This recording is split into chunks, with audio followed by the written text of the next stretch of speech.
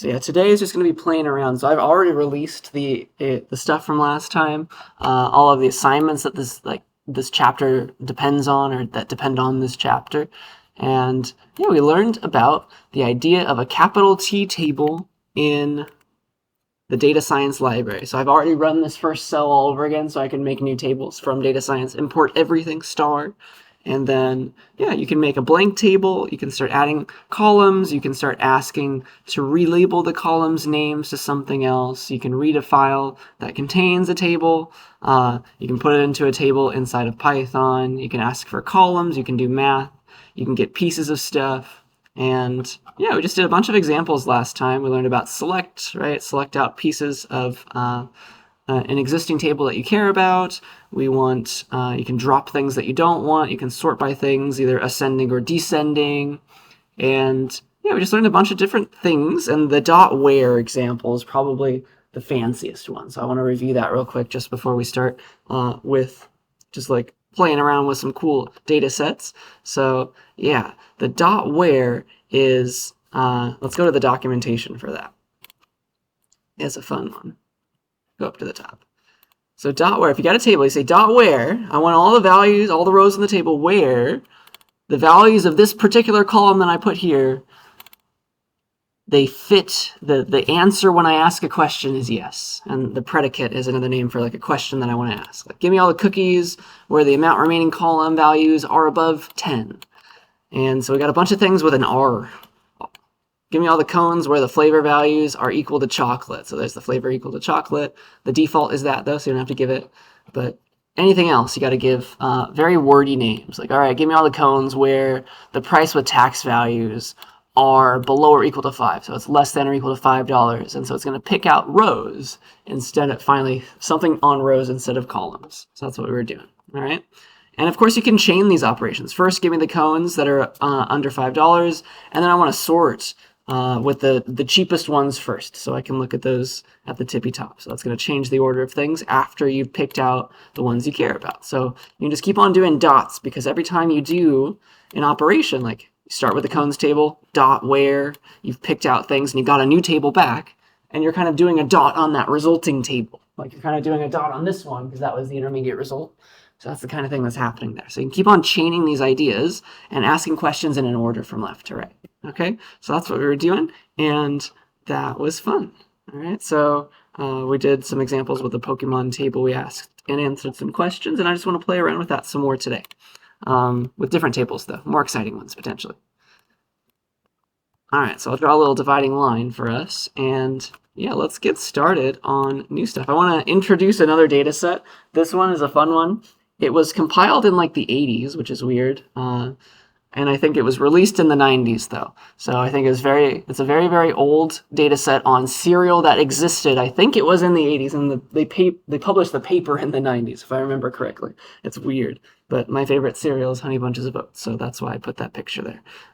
Okay, and it doesn't exist because it wasn't there in 93. So let me show you the cereal data set, and let's get it imported into our files so that we can use it.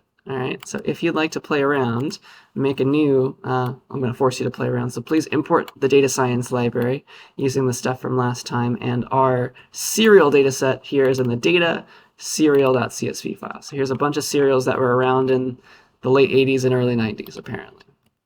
And I'm going to import that, and I'm going to show you a little bit about it. But if you'd like to follow along, and I really want you to, please either go into your Jupyter Lab program or get a little temporary one like we got here.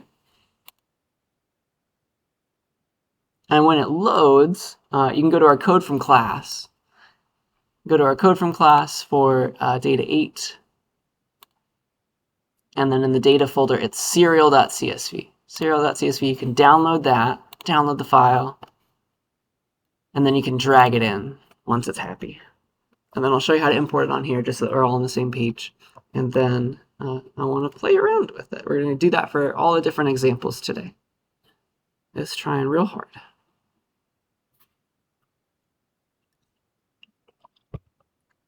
Come on. Well, I guess while that's working, I guess I can import it on my own end. So it's table.read_table to make a new make a new thing. So I want to say table.read_table. And then I say where this file is that I want to open and make a table out of. It's in my data folder relative to where I'm at in this chapter 6 file. It's where I'm working. It's serial.csv. And then I want to store that somewhere, so I'll call it a variable. I'll save that table into a variable called serial. And so there it is. There's my serial table. There's apparently 77 serials. And some of them still exist, like Apple Jacks are still here. I assume Apple Cinnamon Cheerios still exist. But like some of these, I've never heard of 100% natural brand. Like maybe that was a store brand, or it was a very popular cereal back in the early 90s. I have no idea, but a few of these I don't think exist anymore. It's just a sign of the times. So that's a thing. But here it looks like it's happy. So if you want to play along, and I really want you to this time, so I'm going to ask you some questions. Come on. It's trying so hard. I might have to refresh this. That's weird. It could be because I went away from it. I don't know. Oh, there we go. Nice. Okay. So, in the file browser here, you can just like quickly put something there. And so here's my downloads folder. I got the serial file. I can just download it and upload it into this folder there. And so import the data science stuff. Some of these we don't need. We haven't talked about them yet, but like those two things are necessary for all the things that we've done so far. And then if you want to read the file here, you just say it's still table.readTable, but the place where the file is, it's in the same folder. Like we're working the Scratchwork file, so it would just, if you're using this, you say serial.csv. It's just right there. It's not in any other folder. And so you can call that serial equals that, and then you got your serial table called serial. Okay, so please get that loaded so that we can play around with it. And I want to just tell you about what they were doing in this study. It's like a statistics study where they published this data set. And here are the columns that we have. All right, so we've got a bunch of them. We've got name, manufacturer, type, calories, protein, fat, a lot of things. So I'll go back to my version of it. But we've got all these things all the way to rating, which is something I don't fully understand. We'll talk about that. Okay, even the people that were compiling this data didn't understand. We'll have to go back to the original file. So, all right, the name is the name of the cereal, as you might expect. The manufacturer, they just use single letters to mean things. Some of these manufacturers don't exist anymore. Like Kellogg's and General Mills for sure are still there. Quaker for sure. I've never heard of Ralston Purina. Isn't that like a cat food brand? I have no idea what happened there.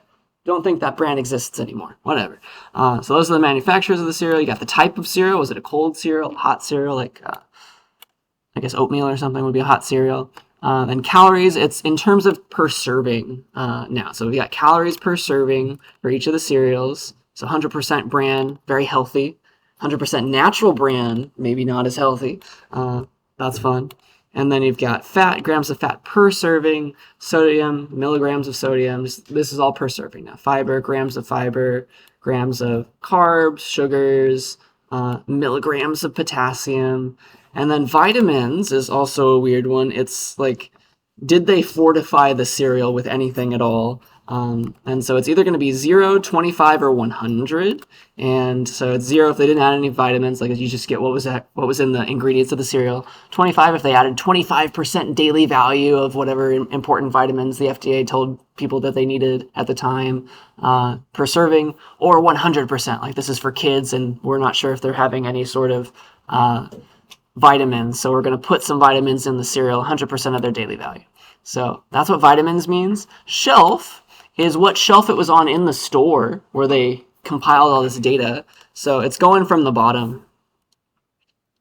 So this is like here's a bunch of shelves at a cereal place, and then here's the floor, here's the ceiling. This is this is floor one. Shelf 1, shelf 2, shelf 3. You're counting up from the bottom. All right, so shelf 3 is the highest shelf. And yeah, weight is the number of ounces in a serving of each cereal, and cups is the number of cups in a serving of the cereal. Some of them needed more, like 100% bran is very, very packed with carbs or something, and so you only need a third of a cup of that. But the 100% all natural bran, you need 1 cup of that cereal. Maybe it was like expanded or something. So 3/4 cup for Almond Delight cereal, whatever. And then rating, nobody fully understands what rating meant. It's been lost to time. So it's supposed to mean like a rating of the cereals, maybe from people who liked it. I really don't know. Or it could be some number that's like associated with all these things, like how healthy is it relative to how many calories it is, something like that. So we don't know what rating is. Maybe it was just supplied by humans. Maybe it's a mathematical formula based on like how good of a cereal it is in terms of calories and vitamins and things. But we can ignore that one for this class maybe because I really don't know what it means. But we can try it. But apparently all bran with extra fiber, great rating. Maybe that implies it's a health kind of rating. I'm not sure.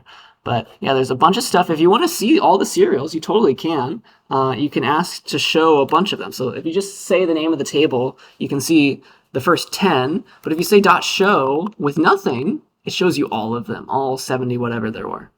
And so here's a few that are still existing, right? Fruit Loops, Frosted Flakes, those are all there. So some cereals still existed back in the 90s. If you want to see just like the first few, you can say like show 15 of them.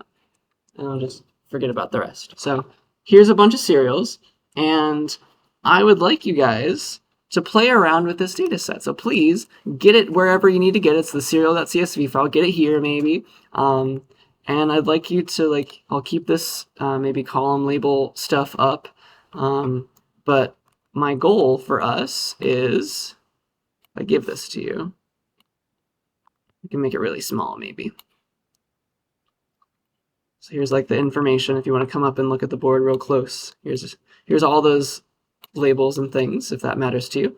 But what I'd like you to do is talk to the people sitting next to you, say hello, and try to come up with 2 good questions as a group.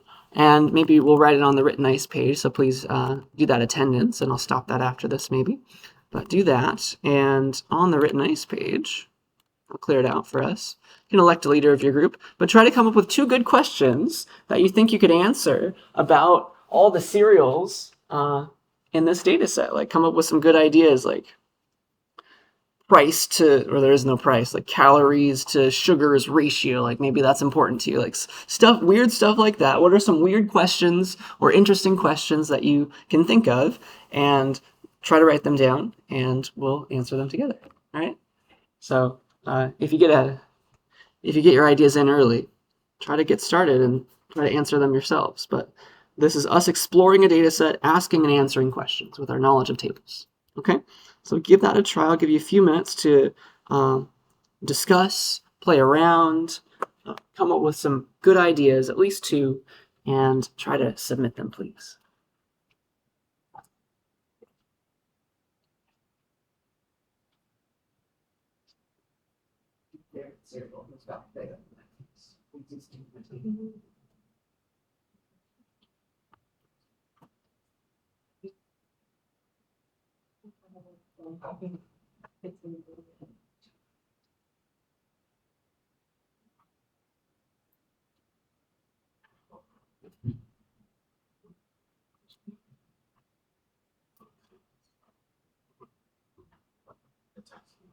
Conspiracy theories are a good idea too. Maybe it's manufacturer.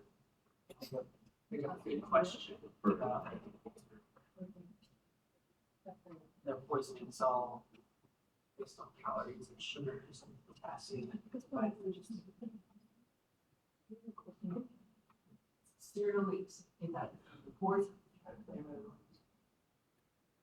Think of some questions first.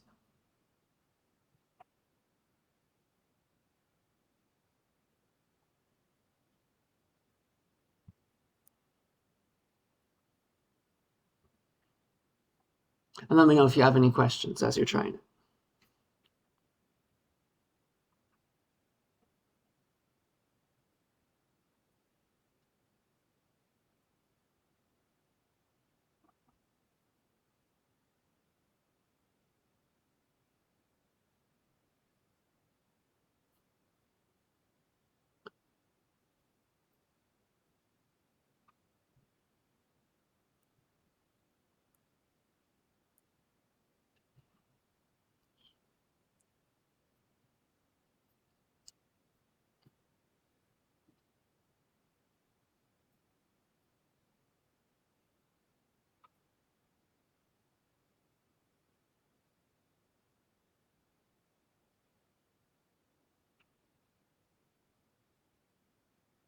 Remember all the things we can do to a table. We can sort by stuff. We can pick out rows where something's true, like the values are between this and this. They're bigger than this, smaller than this, equal to this.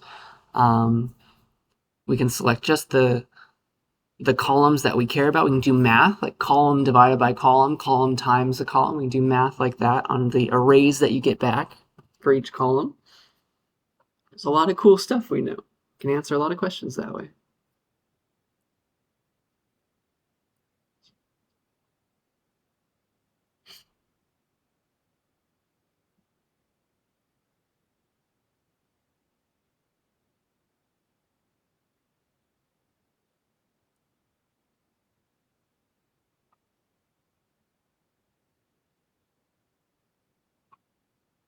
Question, yeah.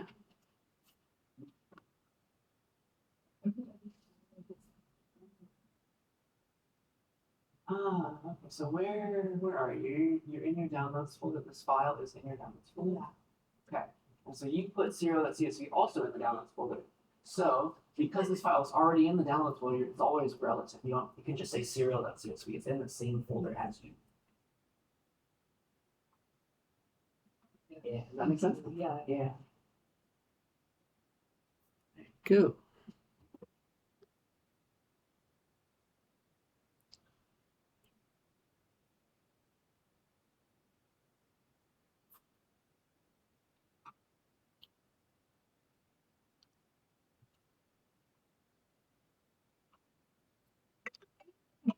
That was a timer, but feel free to keep asking questions and thinking about things.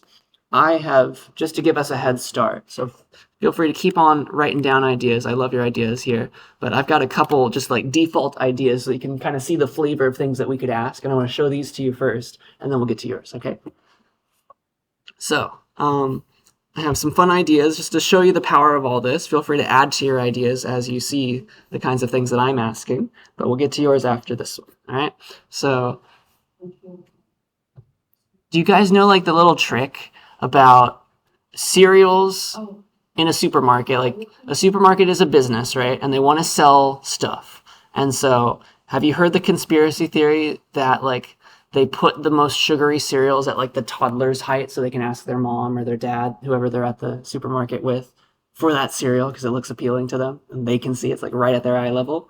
So that's the first question I want to ask. Did they put the sugary cereals on like the lowest shelf so that the kids can ask their parents for stuff? And then the supermarket sells more things that way.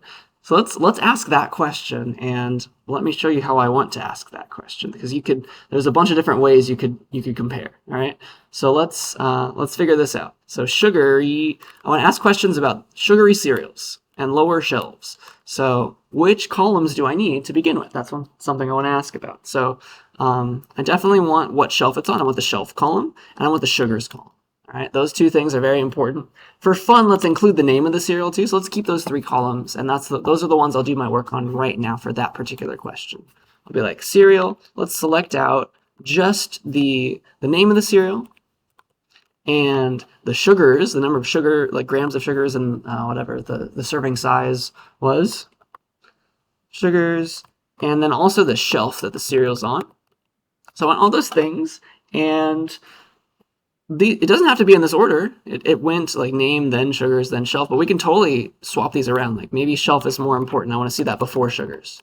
We can do that.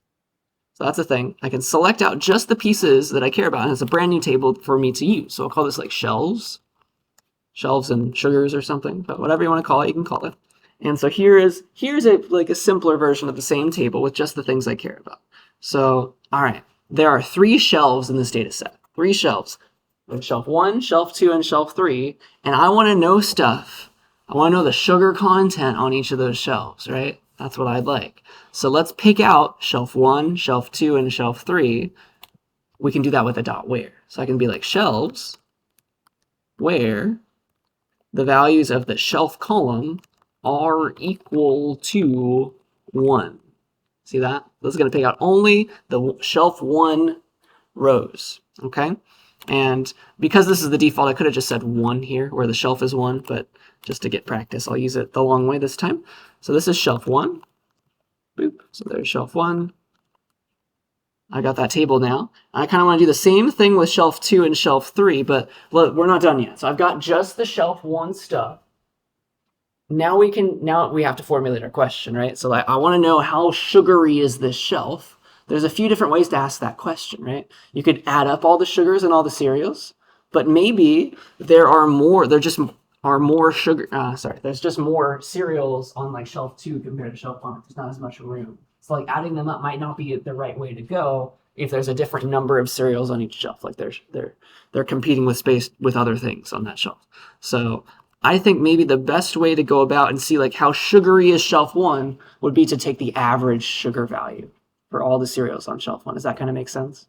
That's the way that I think I'll ask the question. And so if I have all the shelf 1 cereals in the shelf 1 table, if I say shelf 1 dot, give me the column now for sugars, I get all the sugar contents as an array of all the shelf 1 cereals. And I can do array stuff here, and dot mean gives me the average sugar. Does that make sense? So that's the average sugar content of shelf 1. Yeah? So that's how I can do that. I can do the same thing for the other 2 shelves. So I don't have to spell it out because I want to show you how to like do it in one fell swoop. So like, let's get shelf 2. There, I've got all the shelf 2 cereals now, right? Just like that. And I can ask for, give me the sugars column of that shelf, right? So I've picked out just the shelf 2, right? This part's picking out the shelf 2 cereals, so all of the cereals where the shelf values are equal to 2. Go to the sugars column for those, the ones that are on shelf 2, and then get me the mean of all those sugar values. Does everybody see that logical progression? It's like we're whittling it down, getting the things that I care about, doing things from left to right. That's the order of operations, kind of. And we see something interesting. That was a big jump. The shelf 2 cereals, on average, almost 10 grams of sugar per serving. And then let's do the same for shelf 3. All I need to change is this one. So remember that shelves is just like every single cereal like this, and their shelf and their sugars. Give me all the cereals that were on shelf 3. Give me the sugars values for all of those shelf 3 cereals, and give me the average of all those values. That's what I'm asking right there.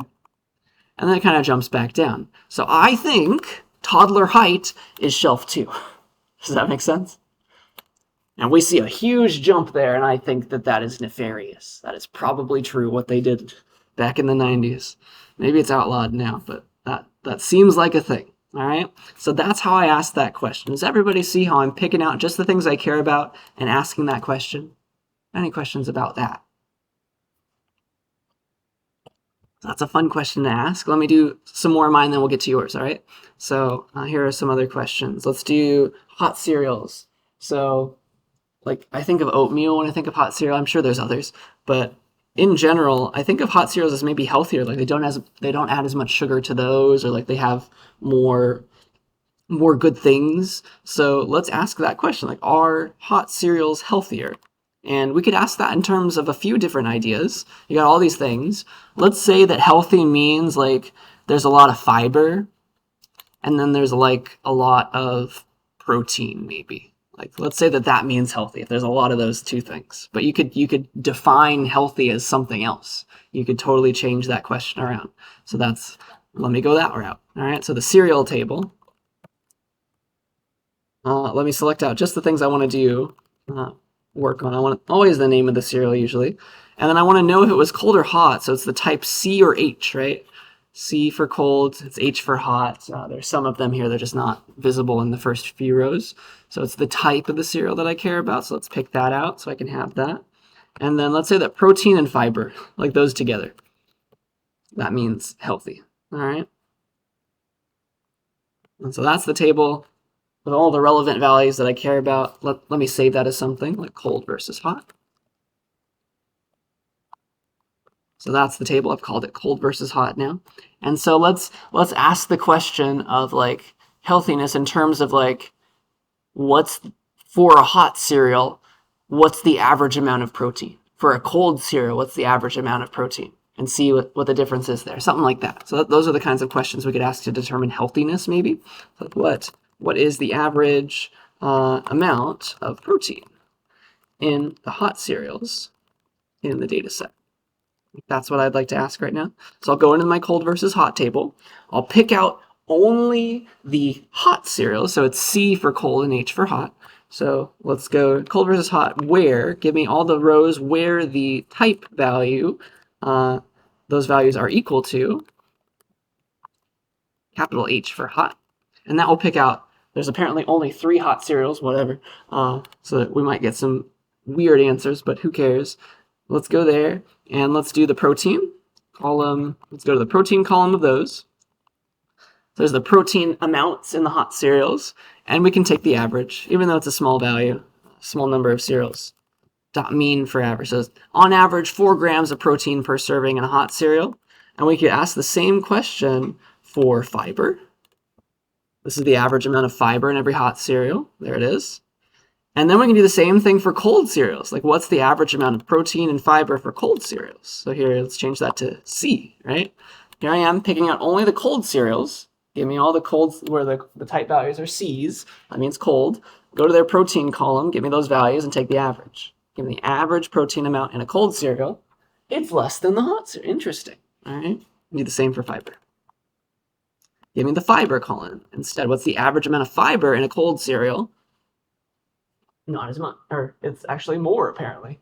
Probably the brands are pushing that, are pulling a lot of weight there. But that's kind of interesting. It seems that the hot cereals are healthier in terms of amount of protein. That's a way that you could ask that question. Does that kind of make sense? Any questions about that? So yeah, I think that's kind of what I wanted to say about those. Did I want to say anything else? Dun, dun, dun. Yeah, I think I had another question, but I'd rather get to yours. So, does sugar negatively correlate with fiber? Like, if fiber goes up, does that mean sugar goes down? We can try to ask that question later, but I'd rather see yours. Let's try them. All right, let's see. Nice. So let's see if I like this question already. So like potassium per cereal brand. So we can pick out each individual cereal brand. Let's pick like 2 for fun, like Kellogg's versus Post or whatever. And we'll see like how much potassium is in those cereals. Like does one brand tend to use more potassium, like include more, like make it healthier? That's a cool thing to think about. Nice. I like the ratios idea. So let's do a lot of these, and you guys can all see these too. So I highly encourage you to play along. Try to get to them before me or in a different way, because there's a million ways to do the same thing. But yeah, let me walk you through this if you'd like to follow. So here, let's do the first one: potassium per cereal brand. So back to the cereal data set. Here's the original table. If I want to deal with potassium, and then it's also the manufacturer, right? The manufacturer and the potassium. So let's do the 2 competing ones that are in my mind. Like General Mills and Kellogg's are like two major cereal, but like Post as well. So let's do like G and K maybe. Let's see what they're doing in terms of potassium amounts. So let's pick out all the cereals where the manufacturer, right, column values are equal to, let's do Kellogg's first. So K for Kellogg's. So here's all the Kellogg cereals, yeah? You could have picked out things differently, but I'll be lazy and just do it all from the original table. And then we want the potassium in the Kellogg cereals. So I've already got the Kellogg cereals. Let's get all the potassium amounts. So go to the column called potassium. There it is. So here's all the potassium amounts in the Kellogg cereals, right? And then again, we could do the same game to put it on an even playing field, because maybe there's more General Mills cereals, less General Mills cereals in this data set. To put them all on an equal playing field, I would say let's do the average again. So we can do like do dot mean to give the average amount there. Does dot average also work? No, that one doesn't exist. Sorry. So it's dot mean to do that kind of stuff. So there it is. Cool. So it looks like the potassium amounts in like milligrams, I think, 103-ish for every on average for the Kellogg cereals. If we want to do the General Mills cereals, let's do G for those ones. See if there's a conspiracy. It looks like there is. All right, the General Mills cereals on average have less potassium. That's a great question to ask. Very nice. Nice. Cool. Does that make sense how I asked that question and answered it? I think this is fun. We're exploring the data set. We're seeing things that are just not at eye level, right? Things that you'd have to do some work to figure out. So I like that. Let's do some ratios. The next one, this one has a ratio, this one has a ratio. So let's give group 95 a chance. Let's do the carb to sugar ratio of all the cereals. And we could maybe order it, we could sort it. That would be a good thing to do. Let's do the carb to sugar ratio. So I've got all my cereals. Here's the original table again. So what are the carbs? It's called carbo. And what are the sugars? It's just called sugars. So if I want to do math, right, it would be the cereal.column carbo, carb to sugar ratio. So it's carbs over sugars. Let's say cereal.column sugars. What does it mean for this to be high? Would that mean that most of the sugars are coming from carbs? Or am I getting that backwards? If that was a high value, that means there's more sugars coming from carbs and not some other place. Let's think of it that way, maybe. I don't know. But if I do this, I get all those values over those values. It gives me a bunch of new values. All right. Sometimes, though, it divides by 0, unfortunately, because some of them have no sugars. Some of the cereals are very healthy. There's no sugars at all. So if you want to do this, you might have to account for that. You can't do this ratio for all the cereals with 0 sugars, right? Because then it's dividing by 0 for those. So you're seeing infinity because of that. It's the question right now is, do you want to include those values or not? So maybe you don't. I don't know. So go to the cereals where that would just be overly complicated. So let's keep it this way. Let's be cereal dot I don't know. Let's select out just the name only, and then add a column dot with a column. Sorry, that's what I want. So let's go to the documentation page to make sure we can all remember how to do this. So yeah, it's with a column or with columns. Let's add a new column that is that result. So name with a column that is carbs over sugars, and the values are those values right there. And if I want this to be pretty, maybe I can do it like this. So here's what I've done. It's still going to do the infinity stuff, but what I've done is I've selected out just the name. So I've got just the names of the cereals, and then I've added this new column, carbs over sugars, and I've computed it this way from the original table. That kind of makes sense what I did there. It's a little complicated, but that results in this table. Sometimes it's infinity because of that, but we can totally sort. Sort by the carbs over sugars column. Descending, let's say. Descending equals true. And some of them are infinity, but whatever. Let's do show the first 20. So this is a bunch of ideas all at once together, and I hope that makes a little bit of sense. I start with just the names of the cereals. I attach this carbs over sugars column, and I'm computing it this way.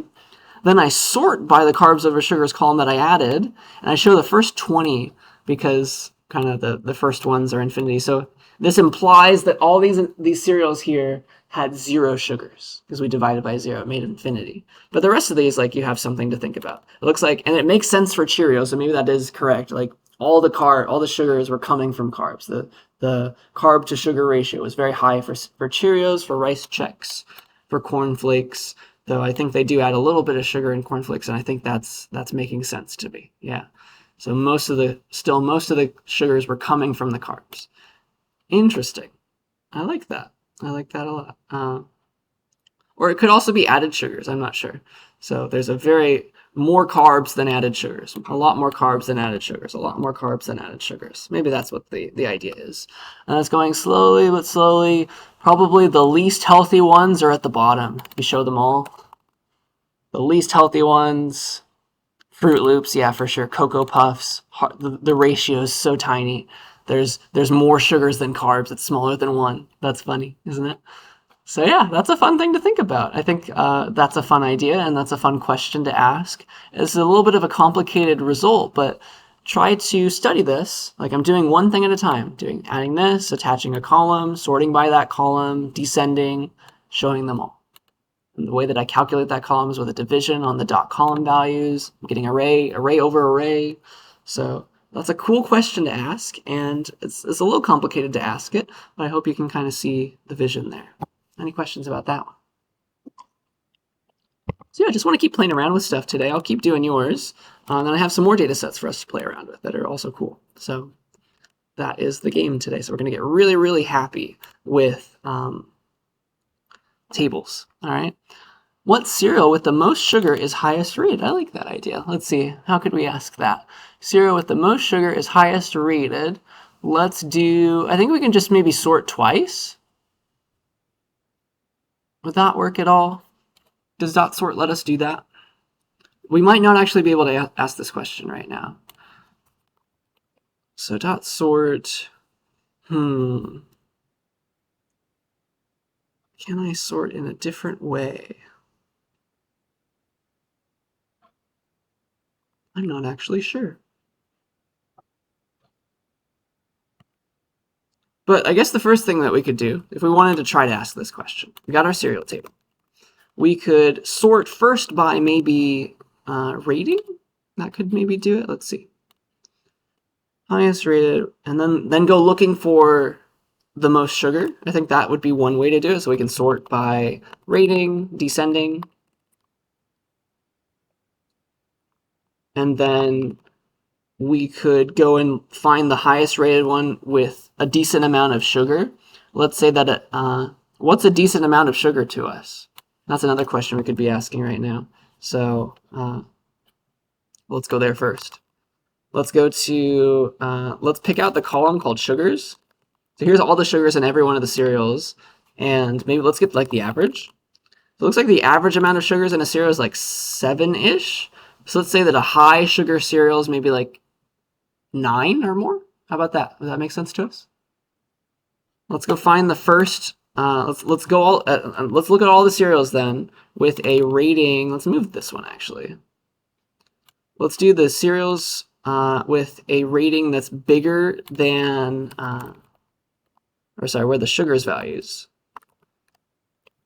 are above maybe like 9 grams or something, and then we'll sort by rating descending true. Does that kind of make sense? So the very first thing I did is I picked out all the cereals where the sugars are at least 9, above or equal to 9, or I guess we can do above or equal to. Above or equal to 9, and then we sorted, once we picked out just those, the ones with high amounts of sugars compared to the average, then I've sorted them by the rating, and it looks like the highest rating cereal, whatever rating means to us, with a decent amount of sugars is Fruitful Bran. Maybe makes sense that rating had to do with health in some way, because I feel like adding fruit is like the best way of adding sugar, the healthiest way of adding extra sugar, maybe. So that's a cool thing. That's a cool question to ask, and this is one way to answer it. There are different ways to answer it. We'll learn more ways as the class progresses, but that's a fun question, and I wanted to get to it. Yeah, questions about how I did that one? There's totally other ways to do it. I highly encourage you to try. All right? Yeah, let's see here. I really like the questions in Group 97. They're a little bit more complicated. Yeah, let's get to each of these. Let's at least do one in each of your guys' responses. That's important to me. And then we'll move on. Let's see. Does less sugar mean healthier in terms of nutrition? How could we ask that, I guess is my question. If here's my cereal table, what do we define as healthy? Should we mean not a lot of calories? Should we mean more like fortified with vitamins? What do you guys think? What should healthy mean for us? Because I did it with like fiber and protein the other way. Do we want to keep using that definition? Like, what's a good definition for healthy in terms of these values?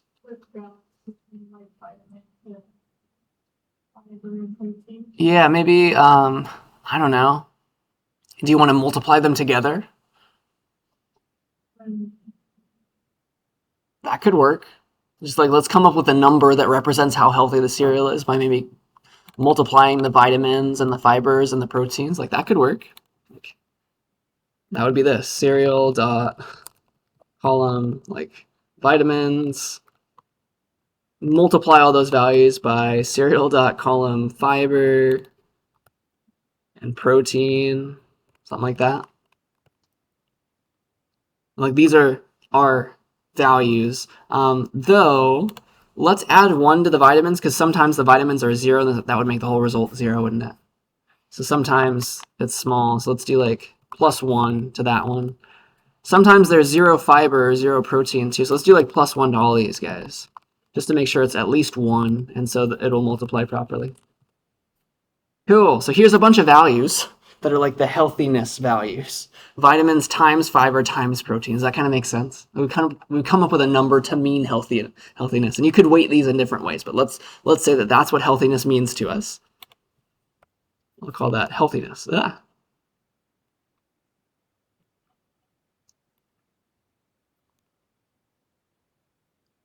That's what healthiness means to me, and I'd like to attach that to the table in some way. Oops.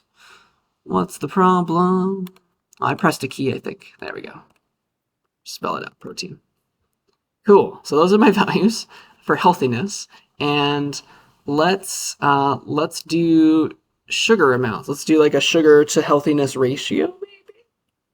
I don't know. Less sugar and mean healthier. Let's definitely attach this to a column, though. So it would be like serial dot select out the name and the sugars, and then with a new column called like healthiness, and we'll add our healthiness array. It's like that's what I just came up with. Okay, and then maybe if we sort by sugars ascending, and then we can observe the healthiness values, something like that. So let's sort by sugars ascending with the smaller ones up top. Does that necessarily mean that we're going to get a healthiness value that's high? It looks like it doesn't. So there's a lot of ones that have 0 sugars, but their healthiness values weren't a lot. The all bran with extra fiber, though, did have a lot of vitamins and protein and things like that. But some of them didn't. All these guys did not have a lot. Cheerios, though, had a little bit of sugar. Decent healthiness value according to us. Let's show a few more. Show like the first 15. It looks like generally maybe that's true. Like that's one way to look at it, just like compare the table. You can do some more math if you wanted to. You could do maybe another division, like healthiness per sugars values. Like that's a thing you could do, but then you have to worry about dividing by 0 again. So maybe like add 1, do something like that. Like that's one way to maybe kind of answer the question. We could do more with more knowledge though. Question? Can you do something where if it's more than 200 calories, then it's not considered healthy? Yeah, maybe we could do calories to mean healthy. That would totally work. That's another way of defining it. Be like where the calories values are below 200. They'd be like r dot below 200. Yeah, so you should try that way and see what you get. I think that would be a good one. I like that. Calories could be another version of healthiness. You can maybe add that to the multiplication here even. We could do something like that. But yeah, that's fun. I like these ideas. I like them a lot. Nice. So yeah, that's one way to answer. There's a million other ways, as we've just discussed. I don't think we have time for all of them though. Let's do the last groups one, and then we'll go to the next data set. So which cereal has the highest calorie count, and which has the lowest? Yeah, let's do those. That should be a quick one. So calories, highest and lowest calories, we can do the following. So cereal is this. The calories values is the column called calories. Whee. And then here's all the calories values. I don't remember if I showed this to you or not, but there's a min and a max. Give me the min value here, 50 apparently. And then you can also do the max like this. If you wanted to know which cereal that was, you'd have to stay with actual table stuff. You could sort by calories. And then just show one of the very first one. That's the smallest number of calories one. Then you could sort descending. and that's the one with the highest number of calories per serving. That's another way to do that. I had 160 and 50 there. So I hope that one makes sense. Any questions about that one? See it? Yeah. So please play around with your ideas. I didn't get to all of them. We had some cool ones. Let's see. Make sure you did attendance. I'll stop that in just a second. But yeah, I just want to keep going and keep trying these ideas. So here's my next data set that I want to show you. It is called Titanic.csv. So please try to download that and get it imported. I'll do it on my own end, but it's Titanic.csv. It's the Titanic data set. It's a data set of every passenger on the Titanic. It's really cool. So they compiled all this data back in the day, and these are the columns that we get, except for one of them. I think I got a different kind of data set. So let me clear out your ideas so you can add more later. But let's get that imported. So it's Titanic. Should I make a new? No, I'll just say table.read table. It's in my data folder. It's called Titanic.csv. So I'll read that in, and I'll call it Titanic. And here is a bunch of data on all the passengers of the Titanic. Okay? Let me talk about these things. So passenger ID is kind of useless. It was just like the number of the ticket or something. Maybe not even that. It's just like there's an ordering to the passengers. It has no real meaning. That's what that first one means. So that's the ID, so you can get rid of that. There is which, let's see, where were we? There's P class.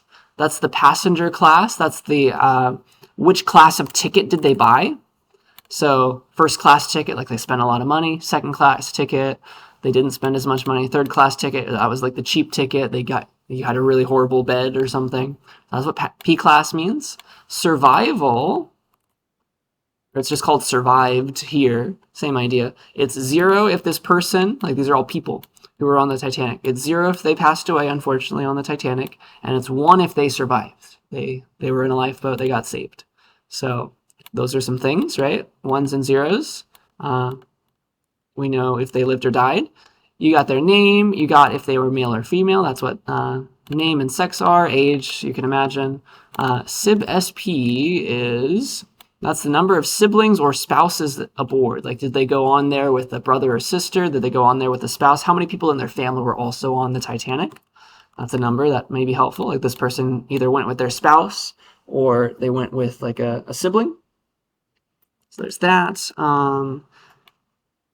Pair CH is number of parents and children aboard. So did this person come with a parent or a child? This one did not. This person did come with a parent or a child. This person was aged 2, and so they came with their parents, of course, right? They did not have any of their own children. So that's how you can figure out who was who.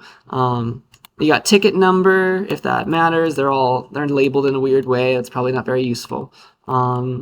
You got the fare. How much did they pay in terms of British pounds, that currency? How much did they pay to get their ticket? So like a third class ticket here for this first row cost £7.25. And then a first class ticket here was almost a little over £70. So it was a lot more, 10 times the price. Makes a little bit of sense. And then embarked is where did they embark from? Where did they get on the Titanic? It was either, and I think there's no cabin apparently in this particular version of the data set, whatever. And embarked is where did they get on in a bunch of different places here. These are just cities, codes for cities around like France and England, I think, is where the people got on the Titanic. And so, yeah, sometimes they didn't know the cabin number that people were in. I guess there is a cabin value. Sorry. Cabin just means like what cabin were they in? I don't know the floor plan of the Titanic. Sometimes we didn't know. Sometimes we did know. Nan just means we didn't know for what those were. But those are all the different kinds of things. And Nan, just again, I think I said that before, but usually it's written out all caps like this. Nan with a lowercase a in between. It's shorthand for the idea of, it means not a number. It's used in the data sets when there's no value, like they don't have a value for that place, okay? So same idea as last time. I'd really like you guys to come up with a couple questions about this data set. I'll show you this picture again. here are the descriptions of the columns. So please read that in, come up with some ideas of questions to ask, and this time I'll have you try them yourself as I work on some others. So yeah, let's do that. So this time maybe I'll give you a few minutes to try them yourself first. All right, and then we'll go to them. I have some ideas as well. But yeah, please give that a try. So read in the Titanic data set and try to ask and answer some questions about them. Write down your questions for posterity so that I can try them too, maybe. That's another fun data set. Unfortunately, it has to do with life and death, but it happened a while ago, at least. What kind of things would you ask about people who are on the Titanic? I think survivorship is probably important.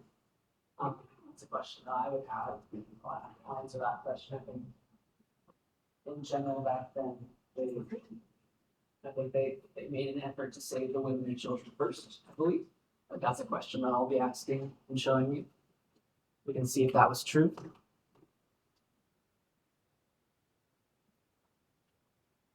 Maybe you can ask like, what was the like how much more expensive was a first class ticket compared to a third class ticket? Like that's a question you could ask, stuff like that.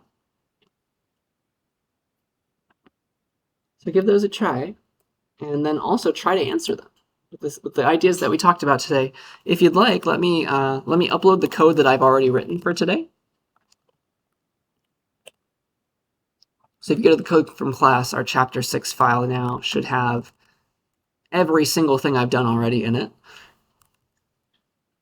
If you want to kind of remember what I was doing and follow along with those examples, that might be useful. Yeah, try to discuss and come up with some ideas, and then try to answer them yourselves. And I'd be happy to help.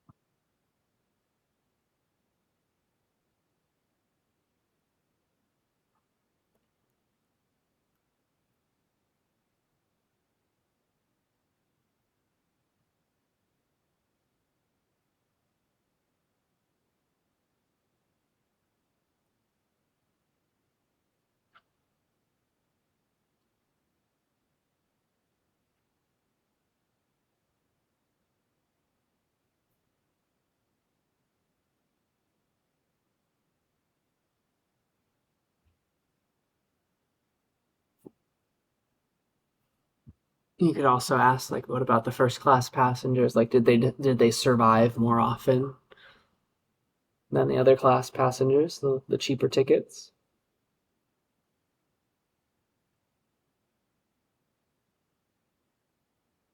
And a lot of fun ideas you could ask.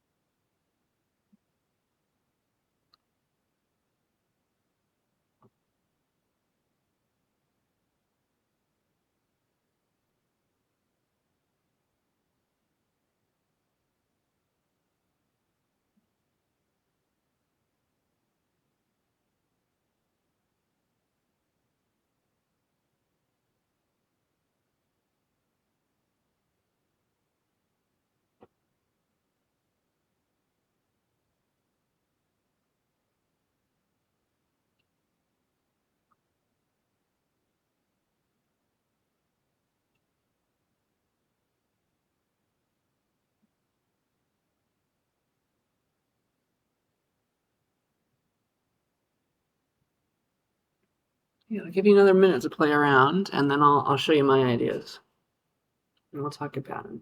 And we'll see if answer maybe some of your questions too. Don't think we have time for all of them this time, though.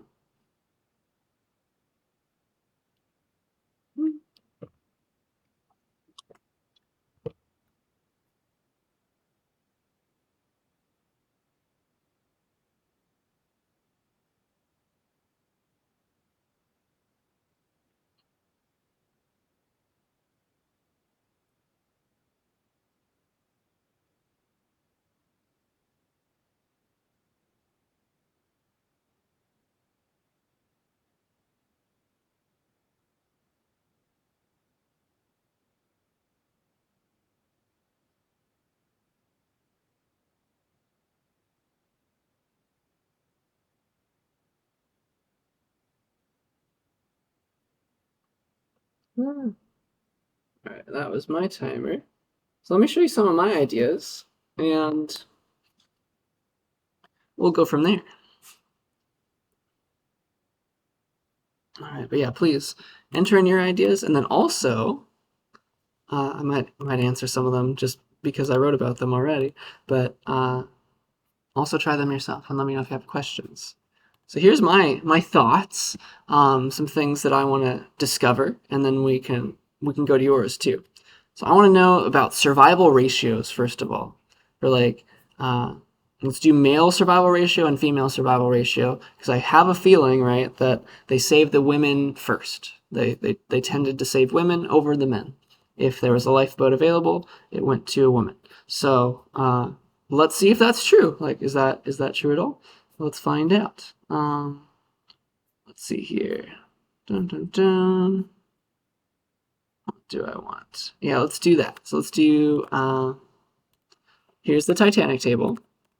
Let's get all of the men and all of the women. So let's do where the sex column was equal to. So the sex column values are equal to male. So there's all the men. Remember that for dot where that equal to is redundant. It's like that one's the default. So where the sex is male, you could just say it that way. So here's all the male passengers on the Titanic. And then you could see how often they survived in kind of a cool way because it just so happens that the column called survived, this is one of the reasons they did it this way, because the survived column is 1 if they survived and a 0 if they didn't, I can get the ratio of survivors by adding these up and dividing by how many, by taking the average. Does that make sense? I can get the survivor ratio by adding them all up and dividing by how many there were. And that's exactly the same as the average. It's like the sum of that was there's 109 survivors over however many there were. 109 over 577. It's like the survivor ratio was 109 over 577. Right? You can also get that though with the mean because it was ones and zeros. Isn't that cool? So that is a way to get the survivor ratio of men. Do the same thing for women. Almost 75% versus almost 20%. See that? That is very true. So they tried to save the women as much as they could first. That seems to answer that question in the affirmative. That's kind of cool. All right. Questions about that? Kind of see that? So that's crazy. Very scary. I can imagine. We're doing data science on maybe a very morbid idea, but at least it'll stick in your minds this way. So, all right. Let's also do age survival ratios. There is an issue though with ages. Sometimes it's nan for age. Like some people we didn't know. Mr. James Moran. We have no clue how old that man was. All right, so we can't do math on nans, so let's get rid of them. So the way that we can one way that we could get rid of the nans is we could do it this way. We could get all the values, Titanic, get all the values where. So go to the Titanic, get all the rows where the age column values are at least or like above or equal to 0. Because maybe there were some newborns or something. They were less than a year old. So as long as we have those for ages, then that'll get rid of the nans. And let's just call it like Titanic, no nan, or age. Something along like that. Like that's what I want to work on. So now I have this table, this version of the table, slightly fewer column, or slightly fewer rows, excuse me, where we now know that there's always an age value. Okay? And then we could pick out stuff for them. We could be like, we could get their, like what was the average age of a passenger, stuff like that. Like that would work. But actually, I guess we didn't really need that. We might need that later, so I'll keep it there. Or we could do it again if we need it later. But actually, because I want to do this kind of stuff, I think these ranges, we could use a different kind of question and it would still work. So we could ask for, all right, here's the Titanic table.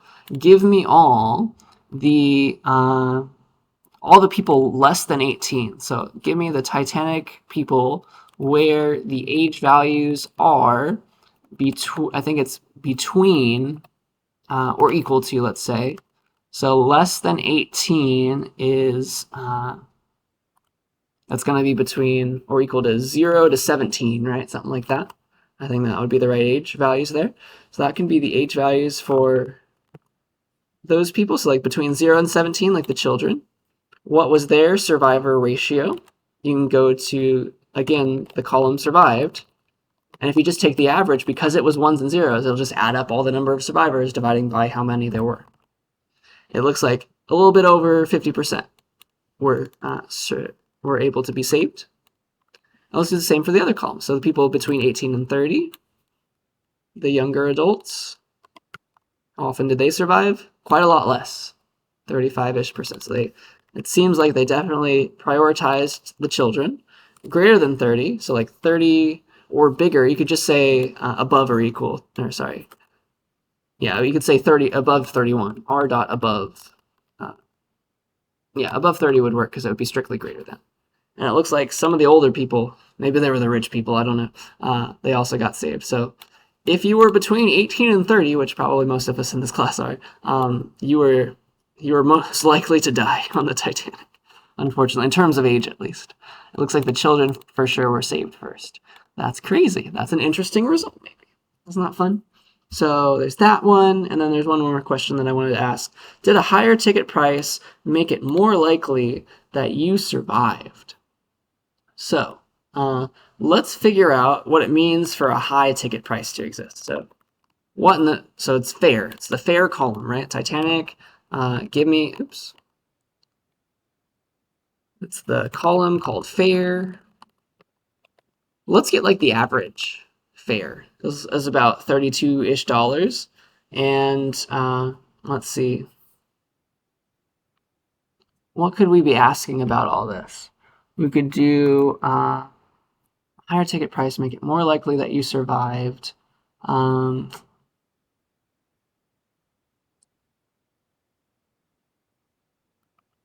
The issue with the average here, first of all, is the high ticket prices are going to make the average seem pretty high. So like, look at all these fares. If we just look at them, there's a lot that are quite small, 13, $7-ish, but there are some that are huge. Like somebody bought the executive suite. This person paid £512 for their ticket.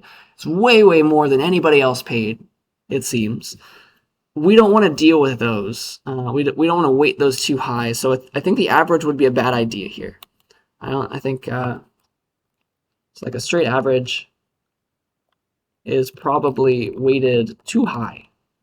It's like it's remembering that 512, right? Too much. So I think we'll have to find another cutoff for what it means to be like high ticket price. Let's work on maybe the tickets by class. We could be like, okay, the passenger class 3 tickets, Titanic where the P class values are 3. What was their ticket price on average? So here's all the third class tickets. Let's go to their fares. Let's get the fares. Column fare. Well, sorry, capital F for fare. Let's get their average price.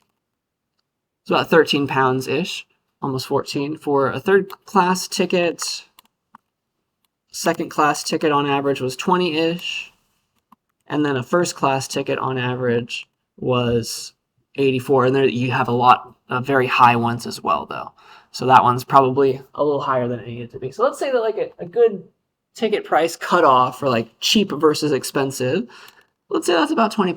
I think that would be a better value there. So let's work on that. Higher ticket price, make it more likely that you survive. So let's consider the people who paid. So Titanic, let's look at all those values where the fare values are above, let's say 20. Let's say that those are the more expensive tickets. Those are higher ticket prices. These are all these people. And let's see how likely they were to survive. So let's go to their survived column and take the average. It looks like the people who paid above $20 on their ticket, they were a little over chance likely to survive. More of 53%-ish chance that they survived.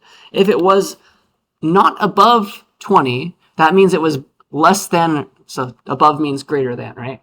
So if it was not above, that means it was less than or equal to 20. You could say below or equal to 20. Or you could say not underscore above. That also does the same thing. Just like negate the idea. I want the opposite here. Give me the average of those survivor ratios.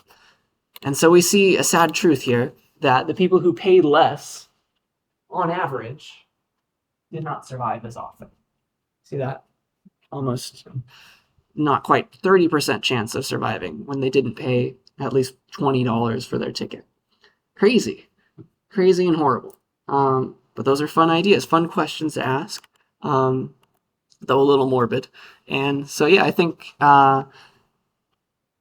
it would be pretty quick to do some of these now that we had. Let's see. Like the passenger, did the ticket class affect who was saved? You could do the same thing here for the passenger classes and how often they survive. So let's go to the third class passengers. Be like, what was their survival ratio, right? Go to the survived column and give me the average. Survival ratio of third class passengers was that. Survival ratio of second class passengers was that. Survival ratio of first class passengers. Yeah, seems like the more money you spent, the more likely you were to survive. Crazy. The different classes you are. This also probably has to do with location of the ship too. I feel like the higher classes were up top, closer to the lifeboats and things. At least if the movie is accurate, it probably is decently accurate. And then yeah, we just talked about the fare price. Nice, you had the same idea as me. And then out of all the survivors, what were the lowest fares? Yeah, let's see like who got lucky, like somebody who bought a cheap ticket but also survived, like they just happened to be at the top of the ship at the right time. That's a great question to be asking. I like that. That's very cool. So yeah, all right, let's go to the Titanic table. Out of all the survivors, what were the lowest fares? Let's pick out only the survivors. Where the survived values, I can spell survived. No, I can't. Survived values are equal to 1, right? And you know that equal to is the default, so you could just say 1 here. So where survived is 1. Here are all the survivors. We can go by their ticket prices, their fare. Let's sort by the fare. Yeah. So it looks like somebody got in for free for some reason. Maybe they were like, they did something interesting. I don't know what happened to Mr. William Henry Tornquist, but he got a free ticket somehow. I don't know what that means. Maybe it was like on the staff or something. But this person actually paid real money. They paid not quite £7 for his ticket, Oscar, Mr. Oscar, and he survived. So it didn't necessarily mean that if you bought a cheap ticket, you didn't survive. A few people did. Quite a few people did. Crazy. And then we do the same thing. We do the opposite. Here are all the people who did not survive. Let's sort by fare descending. What was the most expensive ticket bought by someone who did not make it? Boop. It looks like a couple people, they paid £263 for their tickets, these guys, and they sadly did not make it. They were family, 2 family members. And that is the ultimate irony. Their last name was Fortune. That's horrible. They didn't survive, unfortunately, and they paid a whole lot of money for that ticket. Crazy. Hopefully the other people in their family, the females, the women, they survived. All right. That's crazy. Crazy to think about, and cool questions. Any questions about any of them? You kind of see how I'm asking those questions? Like I'm formulating, all right, what do I need? What am I going to, like, what's the first step? What's the second step? It's always just a chain of dots, usually. Those operations taken together can give us what we want here. And so I hope you're having fun with this. It's cool stuff to be asking and figuring stuff out about. The last thing I want to do, I have one more data set. I went to Wikipedia and I took all the max and min temperatures for each day of the year for Fresno. And I would like to do a few weird things for us. I'll clear this out one more time. And I want to show it to you. So please try to include this table. It's just a bunch of temperatures. It's a very long name though. So it's the file called max min temperatures Fresno up to 2025. Okay, that's that table. And it's just a bunch of temperatures, and I'll try to explain it to you. What I did is, here's like every day of the year, including leap years. well, that's the date column. That's every day of the year. Like here's January 1st, January 2nd, and then just people for like 100 years have been taking records in Fresno. They're keeping track of the highest high values are in Fahrenheit. What was the highest high on January 1st for the last 100 years that we've been keeping records? Which year was it so hot? It was 69 degrees on January 1st in 1998. That was apparently a hot winter. And then we've also got lowest low and what year that record was set. So it looks like we had a really, really cold winter in 1976 that broke a lot of records for the low, well below freezing on January 1st and January 2nd and 3rd and 4th. That made some records. Crazy. So it was very, very cold back then. That was the year that record was set. But there's for every day of the year, we've got all these things. And so try to come up with some ideas for questions to ask about this data set, the Fresno max-min temperatures. Up to 2025 is this one. You want to include it. And these are some of the examples and what you can see there. So please give that a try. Write down some ideas and try to answer them. I'll give you a few minutes for a head start. And then I want to show you at least one weird thing. I want to try to make a graph. It'll be interesting. I'll show that to you. Yeah, try to come up with some ideas and answer them. I can show you the graph first, maybe.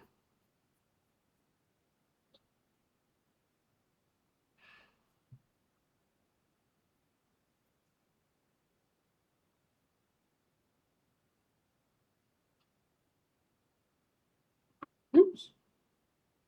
Give that a try. Come up with some ideas. Try to ask questions. Try to answer those questions that we have.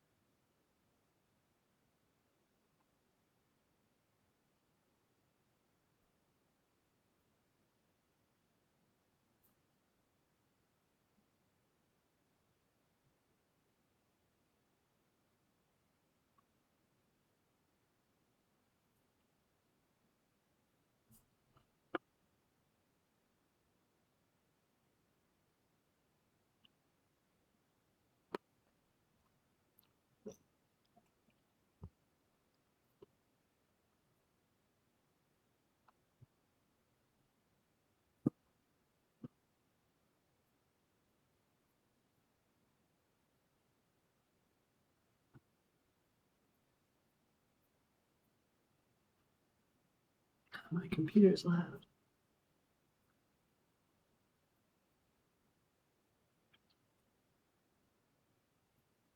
One question that I can show you after the time, just to kind of give you a feel for the things that you could ask. There is a way to ask the question like, what was the lowest low in January? Over all the days in January. There's a way to do that in one line rather than having to like pick out, all right, let's go find the minimum of all 101, 102, or 103, or 104. There's a faster way.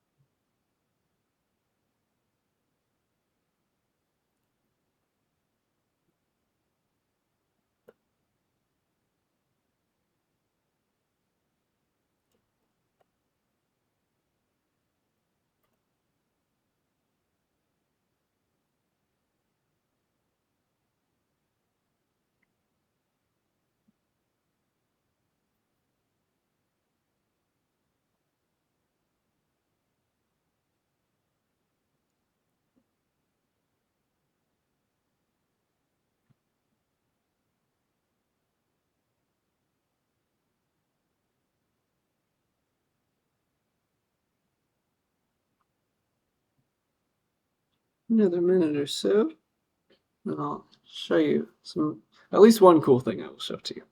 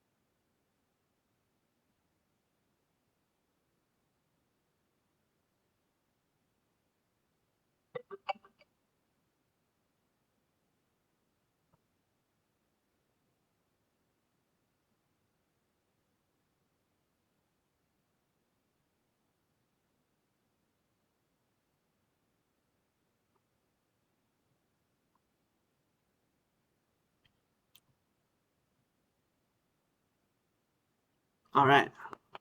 Well, let's take a look at your ideas, and maybe we'll do a couple of them. At least this one. Yeah, I like that idea. Record high temperatures more likely to occur in recent years compared to older years. I like that idea a lot. So let's see. That's a cool question. Let's answer that, and then I'll show you some fun stuff too. Um, so global warming, right? That's a thing. That would imply maybe that we have a lot of very recent highest highs compared to maybe lowest lows. Maybe we can do that kind of comparison to see the difference, like compare the highest high years to lowest low years. What is on average, what's the highest high year for all these values? Give me let's see, what's the average highest high year? Column, give me highest high year. So there's all the highest high years, and we can get the average of those. We can do that dot mean again. Cool. 1969-ish. And then what's the lowest low years? The average. For sure earlier. So it seems like the hotter years are the later ones. That's interesting to think about. How you could also ask this question in the sense of show me how many highest high years. We could sort by the highest high year, sort by highest high year, or we can ask how many are after 2000, stuff like that. These are all things you could be asking. Oh, sorry, descending equals true probably. So yeah, a lot of them being made very decently recently, a lot of these guys, especially in winter and fall months. Crazy. So that's another way you could be maybe asking that question. That's a very cool question to ask. Let's see, what else could we ask? How else could we ask this? Yeah, you could ask the question how many? How many are after 2000? The temperatures where the highest high year values are above or equal to the year 2000, something like that, after the millennium. And then how many of these are there? You can say, you can be num rows. How many things did I just get back? 133 out of 366 because you have a leap year day. Yeah, for sure. At least a third of them. At least a third of them have been set in the past 26 years because of global warming. That's a decent thing. That's decently a lot of them, which is crazy. One cool thing that I talked about last year, I just want to show it to you. You could ask the question of what was the average lowest low for January dates? And a cool, quick way to ask that would be first of all, temps looks like this, right? It's all the ones that start with 01 slash. Does that make sense? All the ones that have 01 slash in it somewhere. Those are all the January ones. So that's the quick and easy way to pick out January. It's where the date values, it's going to be where the date values are containing 01 slash. There's January, every January date. And then you can get the lowest low. dot column, lowest low, and then you could be like mean. The average lowest low in January, those records set, it's about 22 degrees, so 10 degrees Fahrenheit below freezing. Cool. I love that. All right. And then I want to show you something weird. I want to show you how we could maybe make a graph, because it would be really nice to answer a lot of questions with graphs, right? We don't have that ability yet. We just know how to manipulate tables. So let me show that to you. I'm going to need the NumPy library. If I didn't have that already, it's import NumPy as NP to do NumPy stuff. Here's a weird thing in Python. You can multiply a string by a number. You can be like, hi times 32. And what it does is it just makes hi 32 times as a big long string, big long stir. I kind of want to do the same with a graph. Like, let's use like the number sign as like a graph value, or like something like a piece of a graph. And then like if the value is big, let's put like 70 number signs, and like that's a bar of a graph. We can draw graphs with text this way, which is crazy. So let's like over time draw the highest high temperatures as bars of a graph with number signs, with just a bunch of number signs. How about that? All right. So the way that we can do that is we can get the temperatures stuff. Let's get the highest high column. Some of them are really large, like 100, like that's off the page. So let's scale them as well. Let's say for every highest high value, let's scale it by 3. Like let me divide by 3. So like this is a reasonable number of number signs for a bar. I've scaled the temperatures by 3, and then let's round them. So this is a big long array that I can round. It's np.round. Just round them to the nearest whole number. So here's every day, every highest high over 3, so I can scale it by a number of bars, make it easy and visible on the page. Let's round those to the nearest whole number. And then I need to make them ints for a weird reason. The way you do that, I won't test you on this or anything, is you say as type int. I want all these values as ints, please. So you say that, and these are going to be the widths of my bars of my graph. So that's what I want, all right? And so the way to do this, again, this is just a quirk of NumPy. You don't have to memorize this or remember it at all. It's just I want to make some bars out of like the very first day, I want 23 number signs. The next day, I want 23 number signs. The next day, I want 24 number signs. All the way up to like 37, 38 number signs to mean like that was a hot day. Like that will be relative. I want to draw those pictures with text. And so the way you do that, the way you like multiply this by 20, like number sign by 23, number sign by 23, number sign by 24, like I was doing, is np.char, char for character, np.char, some people say, np.char.multiply the number sign character by all these widths values. And now I have a bunch of bars that I could stack up next to each other that's relative and it's cool. All right, so that's what I want. And I'll call those bars. Bars are those. So it's just a bunch of text. And now what I can do is I can attach all these bars, to the temperatures table. It can be like temps. Let's select out just the date and the highest high. That's all I care about. And then I'm going to have a graph of the highest high, right? I'm going to attach a column with all these bars. I'll call them bars. With a column, let's be like highest high graph. And then I'll put the bars here. And now I've added number signs to be a numerical representation of this number, of this highest high number. It's like more number signs. I divided by 3, so it's all visible. And then if I say show for everything, just the way it's going to do it, unfortunately, or fortunately, it doesn't really matter. It's going to be right justified, so you kind of like read it. It's getting bigger like this way. Makes sense? But now you have a relative scale. If you zoomed out, it probably looks extra cool, but like it's like a sideways graph. It's a vertical graph now. So it looks like you can just see from a glance, like this day was pretty hot, decently hot. There was a record set in 111 that just kind of is a bit of an outlier, right? And then it's like you can see it getting hotter and hotter. Some dips up. Like some of these days were extra hot. Leap year days are probably interesting because you can only have leap years every 4-ish years. So like that one is not going to be as exciting of a temperature probably. You don't have as many data points.